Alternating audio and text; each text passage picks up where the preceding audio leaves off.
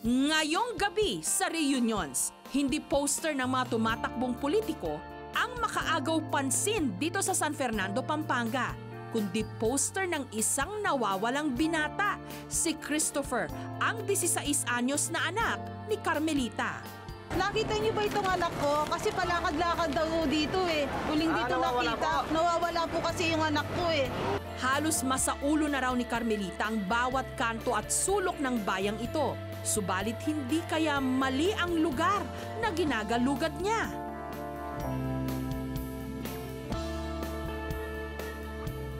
Kahit sino, kikiligin sa love story ni Papa Kaloy at Mami Leonie. Hindi ako nakapagtangka na magkagusto sa iba. Dahil nga, kumbaga sa si Aling Leonie, talo yung magagandang babae para sa akin eh. Dahil mabait siya. Ngunit dahil sa sakit na Alzheimer's disease ni Mrs., ang masaya sanang pamamasyal sa mall bago mag-Noche Buena na uwi sa puno ng luha na Pasko at New Year. Pinagsisisihan ko po lahat, ano man ang pagkukulang ko kay Jody. Ako po ito. Ako. Ito po ang lagi kong kasama. Sa darating na kaarawan ni Papa Kaloy, makakapiling na kaya niyang muli ang kanyang kaisa-isang pag-ibig.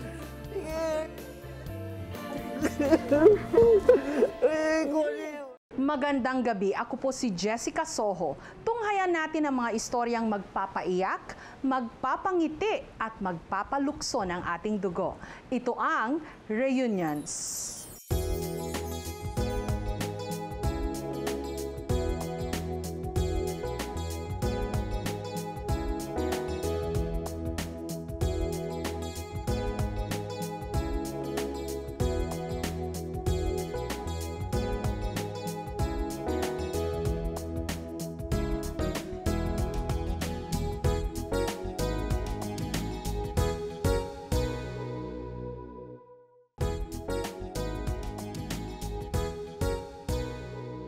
Pinagtibay na ng panahon ang pagmamahalan ni Papa Kaloy at Mami Leonie. Pero sinusubok ngayon ng tadhana ang tatag ng 4 na dekada nilang pagsasama dahil si Mami Leonie nawawala.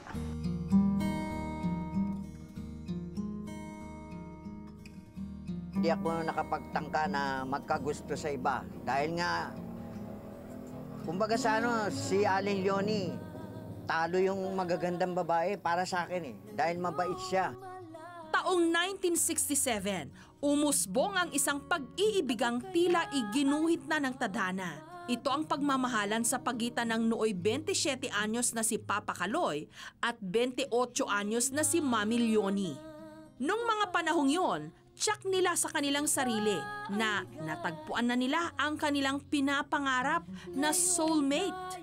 Kung kaya ang isang buwan pa lamang na relasyon ng mag-irog, nauwi agad sa kasalan. Para siguro magkatuluyan agad, nagtanan kami. After 1 week, bumalik agad kami. After 1 month, ikinasal na agad kami. January 28 nang ikasal kami. December 28 nang magtanan.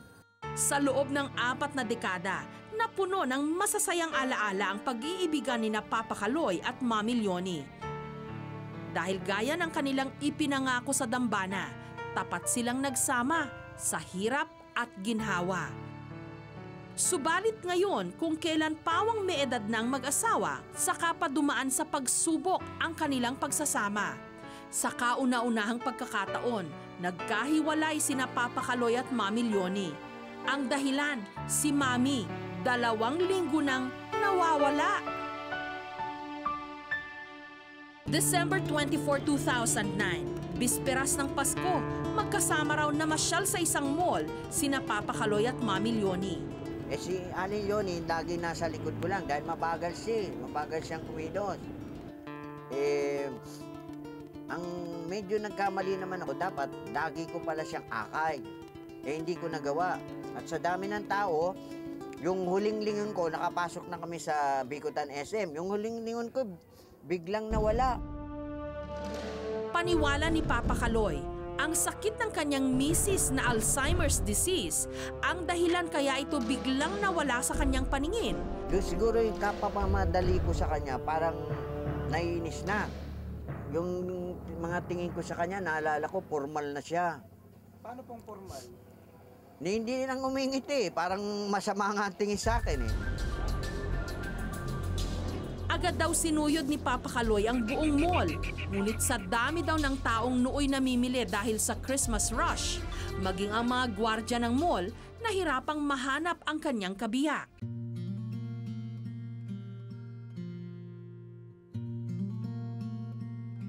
Ito na ang pinakamabigat na problemang dinanas ko sa buong buhay ko. Ito na ang pinakamabigat.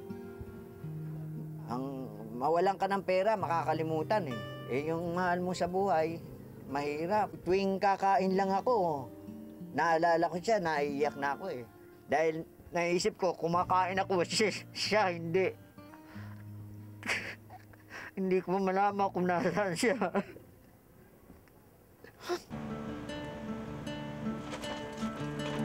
Kaya sa tuwing nangungulila si Papa Kaloy sa kanyang kabiyak, nilulunod na lamang niya ang kanyang sarili sa mga masasayang alaala nilang mag-asawa. Madalas, nanggigigil pa ako sa kanya. Ang pinanggigigilan ko sa kanya, yung tenga, itong ganito. Dahil nakakatuwa dyan, kinukulot-kulot yan. O, nasasaktan ka ba dyan? Hindi. Kaya gabi-gabi, bago matulog, yan ang kinakalikot ko sa kanya, yung tengang malambot dito. Hindi ko ngayon malaman kung kailan pa siya mababalik. Samantala, hindi naman maiwasang sumama ang loob ng mga anak ni Papa Kaloy sa kanya. Eh, siyempre, medyo nagtampo na rin. Sabi ko, ba't di mo hinahawakan? Dapat hawak-hawak niya yun eh. Eh, yun nga, siyempre, di ko naman siya masisi rin. Sa araw-araw na ginawa ng Diyos, wala raw tigil sa paghahanap si Papa Kaloy sa kanyang pinakamamahal na si Mami Leonie. Sa araw na ito, personal na sinamahan ng aming grupo si Papa Kaloy sa paghahanap. Meron ka bang napansin na ganitong nadaan dito na may edad na babae? Meron ka ba napunang ganitong may edad na nababanda rito sa lugar na to? Wala po. Misis ko to nawawala eh. Brad, dito ka ba bumabiyahe? Ha? Hindi mo ba napuna itong may edad na babaeng to mula nung bagong taon na baka napanda rito? Hindi mo siya napupuna? Habang patuloy kami sa ginagawa naming pagdudokumento sa ginagawang paghahanap ni Papa Kaloy, napansin namin ang plastic bag na hawak-hawak niya. Tay, tanongin ko lang po, kanina ko pa napapansin may dala po kayong plastic na malaki. Ano po laman po niya? Damit po ng misis ko to na nawawala. Bakit po may dala-dala kayong damit niya? Kasi baka makita kong bigla, mapapalitan ko na. Ano man ang suot niya na tiyak madumi na. Ano po yan? Bit-bit niyo po ba yan lagi kada Oo, maglilibot? basta't lumakad ako, tinahanap ko siya, bit-bit ko lagi ito. Sa kalagitnaan ng aming paghahanap, naikwento sa amin ni Papa Kaloy na muntik na raw nilang matagpuan si Mami Leonie, di umano sa isang barangay sa Parañaque. Nagpasya kaming balikan ang barangay Moonwalk kung saan huling namataan ang misis ni Papa Kaloy. Hi, Bobby. Hi. Oy, ayan, tinutulungan nila ako. Salamat. Mabuti naman na yun. Nagpapit po sa inyo. Kumusta? Wala kang nare-receive na anumang contact para makita natin si Mami Leonie? Ganito po yan, sir. Kasi mula nung huling punta nyo rito, simula noon at nag-aabang ako ng anuman lang tawag sa telepono o pasabi na kung nasaan na nga si Mami Leonie, yung asawa. Hanggang ngayon po, wala po ako pang natatanggap na balita at anuman tawag sa telepono. Ganun. Kumari lang sana, i-request namin na bigyan mo kami ng kahit isang patrol dyan na sasabayan namin para baka sakaling sa pagra-round namin, masabat namin si Mami Leonie kung saan dyan. No? Sige po, kami po wala pong problema sa atin yan. Basta tulong po ng bukas po ating ng barangay.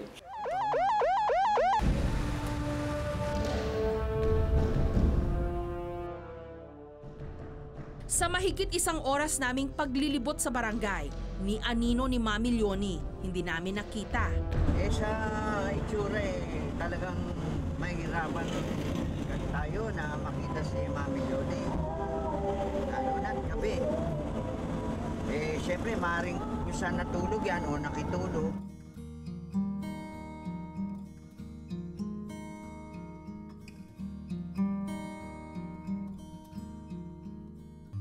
Manatilit huwag matinag, sa pag-ibig mo ay bihag ang puso kong ito. Isipin mo na lang ang ating samahan at ang pag-ibig ko sa'yo.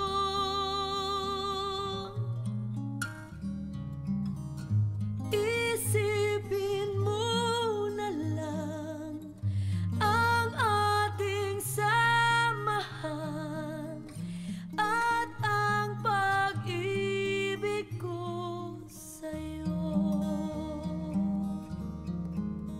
Hindi ko napapatulan yung, kung may sakit man siya, lahat nung ginagawa kong napapatulang ko siya, hindi ko nagagawin. Talagang parang magiging alipin na niya ako. Agad na naming isinama ang larawan ni Mami Leonie sa mga pictures na regular naming inilalapit sa mga shelter sa Metro Manila. Pero bago pa man kami makapagsimula sa aming misyon, isang tawag ang aming natanggap. May isang staff ng RAC Manila na nag-report sa atin about sa isang matanda na nagngangalang Leonila Cuevas. Nagmamatch naman siya doon sa description ni Mami Leonie. Parang sila kasi daw may Alzheimer's disease. Pero para makasigurado, pupuntahan na rin namin ngayon.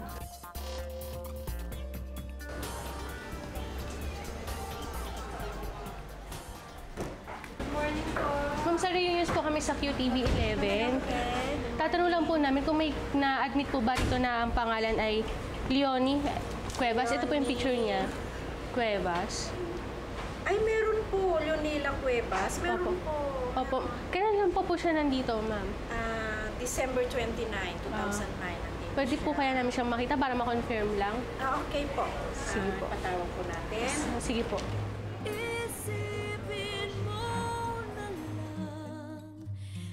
Siya na nga kaya ang nawawalang piraso ng puso ni Papa Kaloy. Ang pag-ibig ko sa'yo.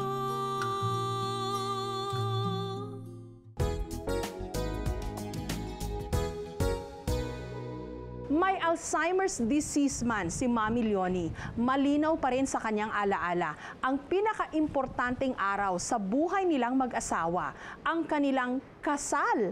Tunghayan natin ang muling pag-iisang dibdib ni Papa Kaloy at Mami Leonie. Isang concerned citizen daw ang nagdala kay Nanay Leonila sa Reception and Action Center o RAC sa Maynila. Si Lola kasi, dinala siya na isang concerned citizen dito sa RAC noong December 29, 2009. Ay siya daw ay sumakay doon sa kanyang kuliglig. Ano po yung Kuliglig yung parang tricycle na nakapark sa harapan ng bahay nila. Along Calao Avenue yun eh. So dinala siya dito sa RAC kasi hindi niya masabi kung tiga saan siya.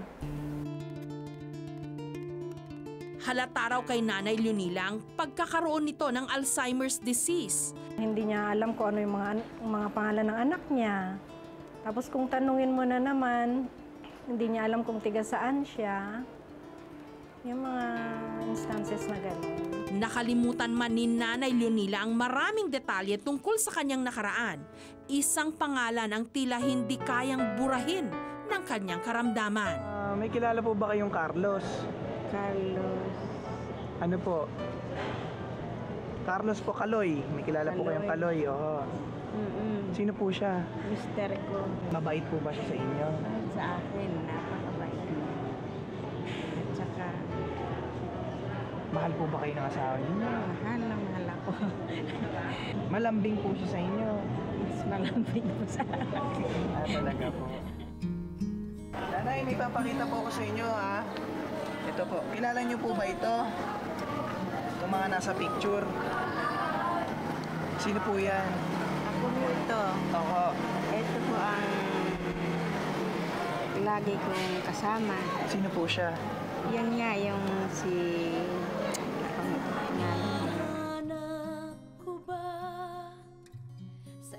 Walang duda, si Nanay Leonila ng Rack at si Mami Leonie, iisa. January 9, 2010, sa mismong 69th birthday ni Papa Kaloy, muli namin siyang binalikan. At sa araw na ito, isa lang ang kanyang birthday wish. Isabay niyo na pong mabalik sa amin si Johnny.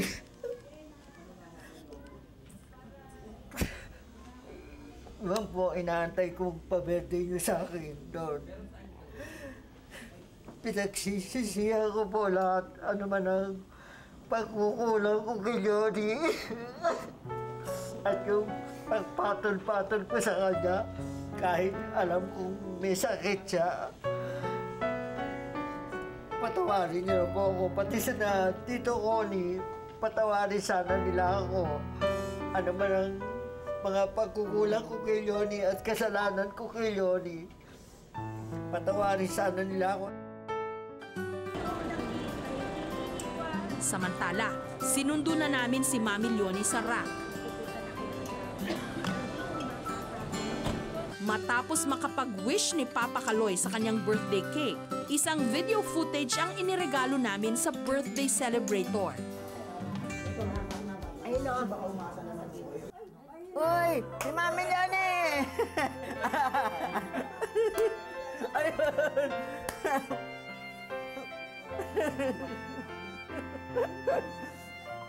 Kamukhang kamukha yun eh. Tuwan-tuwa ako. Lalo na siguro si Connie. Tsaka yung mga kapatid. Wala na kaming problema. Wala silang kamalay-malay na ang pinapanood lang nila sa TV, heto, palapit na sa kanila. Mami Leonie! Sige! Ay, Connie, lumapit ka sa kanila. Sige na. Hindi ka na. Oo. Sinabitan mo. Yakapit mo. Yakapit mo.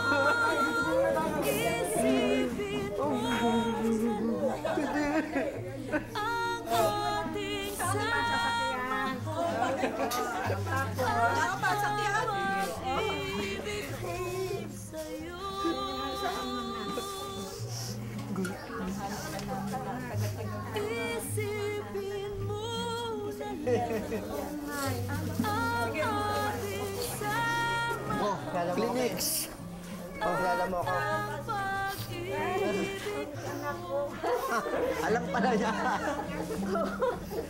Buti ka na ako, nawala ka na.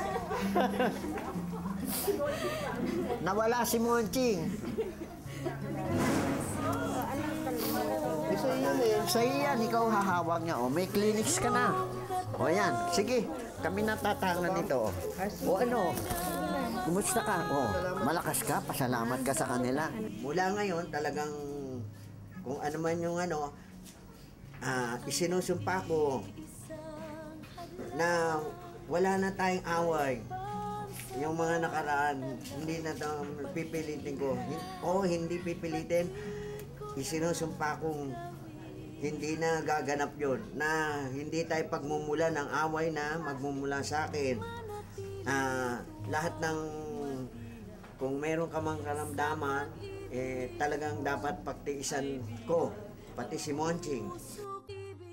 Isipin mo na lang ang ating samahan at ang pag-ibig ko sa'yo.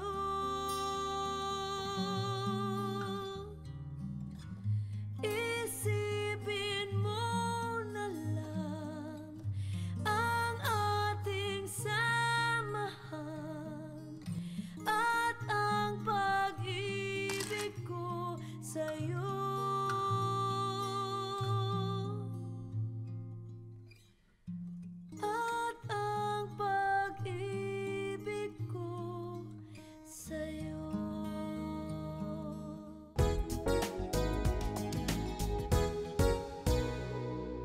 Halos tinadtad na ni Aling Carmelita ang buong Pampanga ng mga poster ni Christopher katulad nito. Pero sadya yatang walang kasing ilap ang tadhana sa kanilang mag-anak upang sila'y mabuong muli.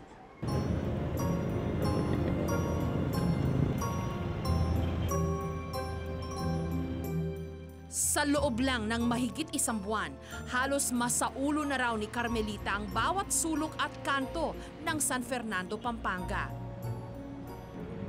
Kuya, baka naman nakita mo yung anak ko dito. Kung kaya nga lang daw ng kanyang katawan, 24 oras niyang tututukan ang pakay niya sa bayang ito, ang hanapin ang kanyang nawawalang anak.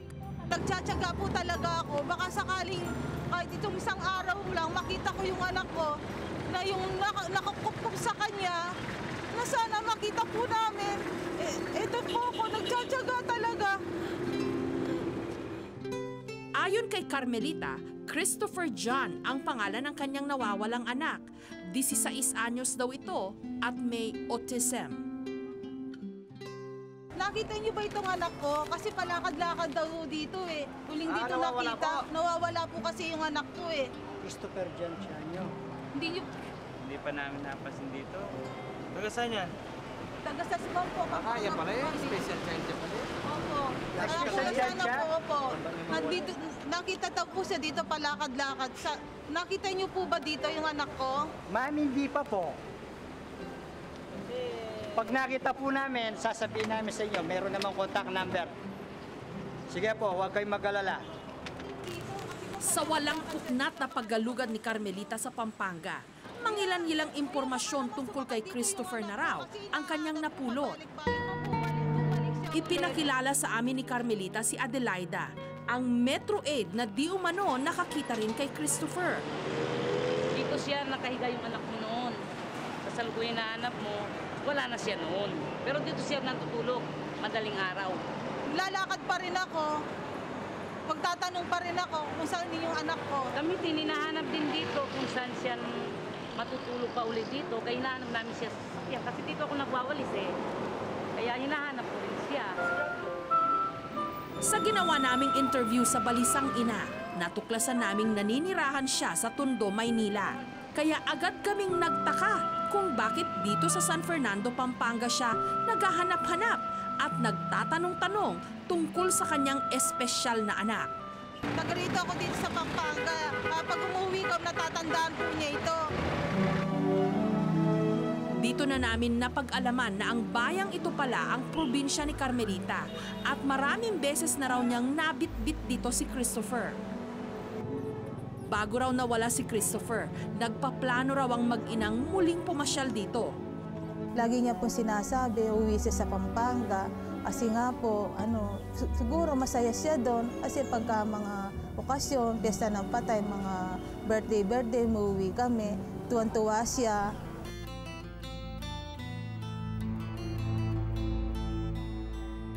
Ang hinala ni Carmelita, ang sobrang excitement ng kanyang special child, ang naging dahilan para umalis ito ng walang paalam. Tinignan ko po yung gamit niya, yung damit niya, wala na po. May dala siyang sapatos at saka tsinelas. Yung Game Boy po niya, dala-dala niya, yung laruan niya. Subalit hindi lang si Carmelita ang nag-aalala kay Christopher. Labis-labis ang ginagawang pagdarasal ng ama ng bata na si Jesus. Naluluha na lang akong mag-isa. Mahirap po talaga. Mahirap pang mawala ng anak na hindi mo nakikita. Sa pamilya humuhugot ng lakas at tapang si Mang Jesus laban sa kanyang sakit na prostate cancer. Pero sa pagkawala ng 16 anyos niyang anak na si Christopher, tila ba pinanghihinaan na siya ng loob. Ang kanyang hiling sa Diyos, matagpuan na sana si Christopher bago pa lumala ang kanyang sakit na prostate cancer. Mas higit na kailangan ko yung anak ko. Makita ko lang, makabalik lang. Di baling mawala na ako, may balik lang siya. Hanggang sa ngayon, umaasa akong babalik siya.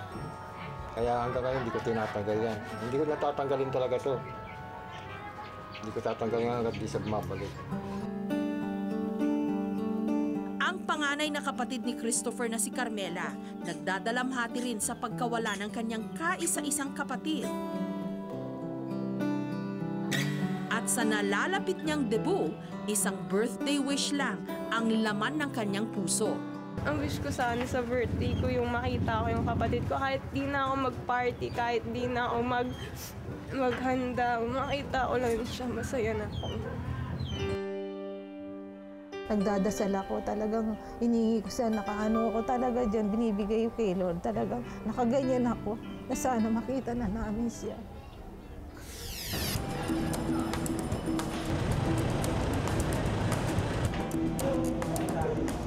Serious po yan. Kinapan niyo po yan kung paano po nawala. Pangalan po nang nawawala, ilang taon na po.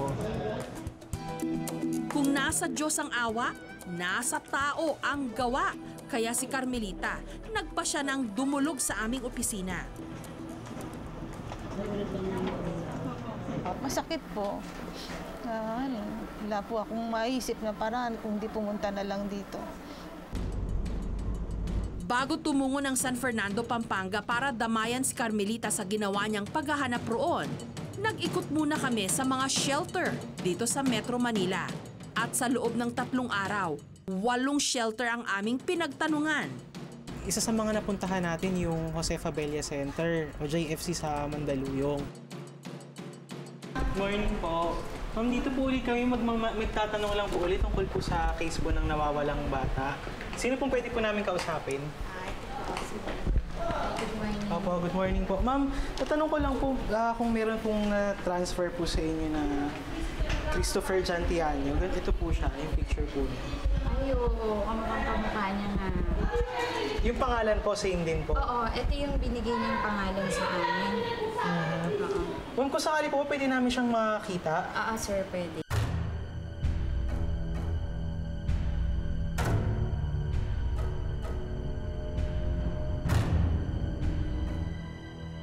Ang binatang ito na kaya ang anak na hinahanap ni na Carmelita at Jesus.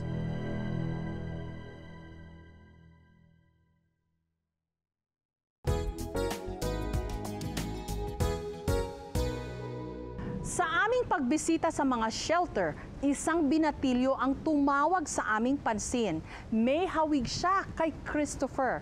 Siya na nga kaya ang magbabalik ng sigla sa isang ina at sa isang amang may karamdaman.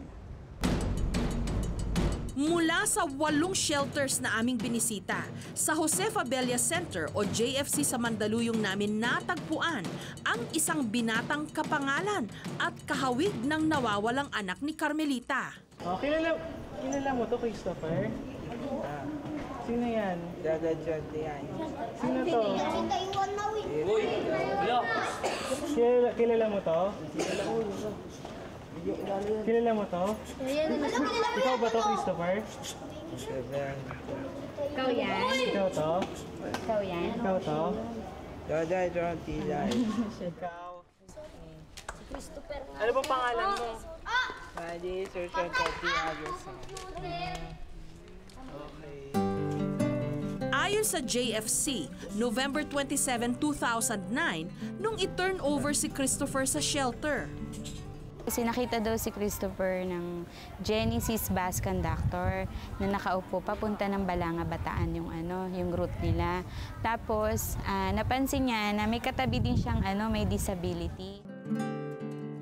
Nung napansing naliligaw si Christopher, minabuti ng konduktor na dalhin na ito sa himpilan ng pulis. Hanggang inirefer naman siya ng mga ito sa JFC.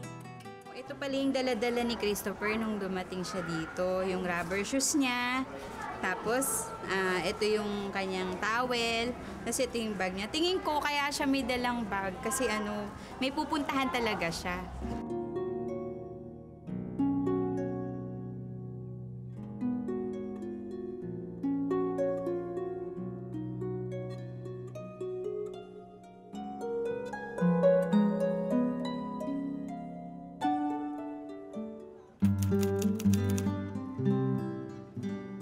Sa simbahang ito muna namin idiniretso si Christopher. Pansamantala naming itinago si Christopher sa loob ng isang kwarto. Opo, nung una dyan ko yan. Nais kasi naming sorpresahin ang kanyang pamilya. Habang nasa kwartong ito si Christopher, sinundo na namin ang kanyang mga magulang. Tatay, sunod to tatay. Pagkara po ng...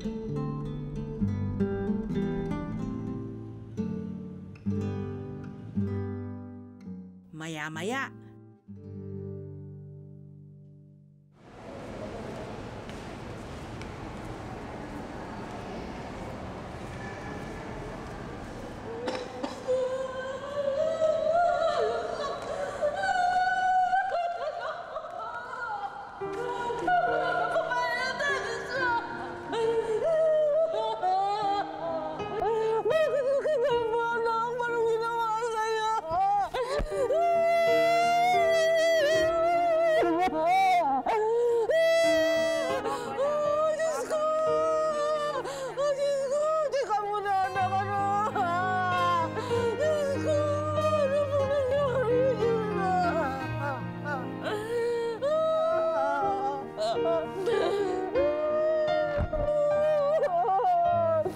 Diyos ko, salamat po, Diyos ko!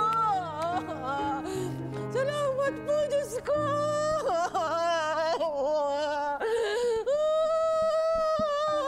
Anak, bakit ka nagkaganyan, anak? Ang payat-payat mo!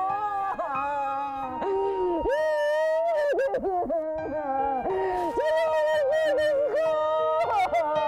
Ibinigay mo sa akin ang anak ko! Marami po salamat! Diyos ko, salamat po! Diyos ko! Diyos ko, binigay mo po siya sa akin. Marami po salamat! Marami po salamat! Lord, thank you po. Binigay mo sa akin ang anak ko. Thank you!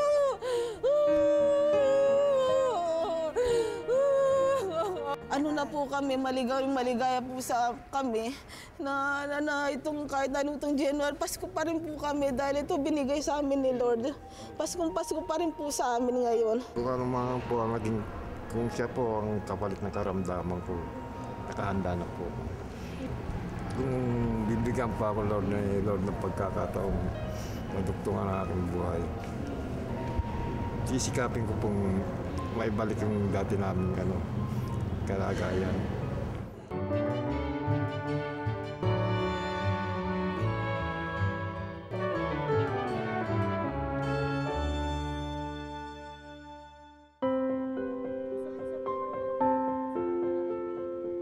ang mga pagsubok, parte na ng buhay.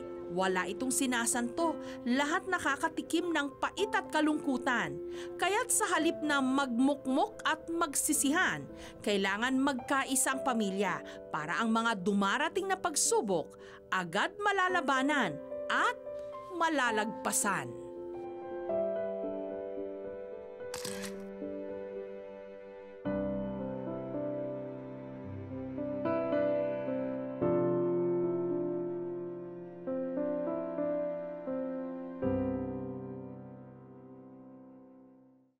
Narito po ang mga kaso ng mga nawawala na idinulog sa aming programa.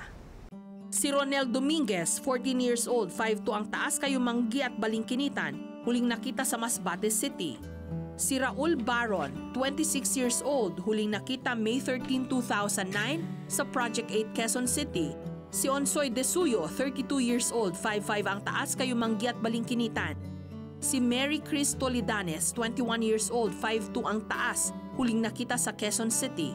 Si Aurelia Gadayan, huling nakita taong 1989 pa sa San Francisco del Monte, Quezon City. Si Henry de la Cruz, natagpuan October 20, 2008 sa Moriones, Tondo, Manila.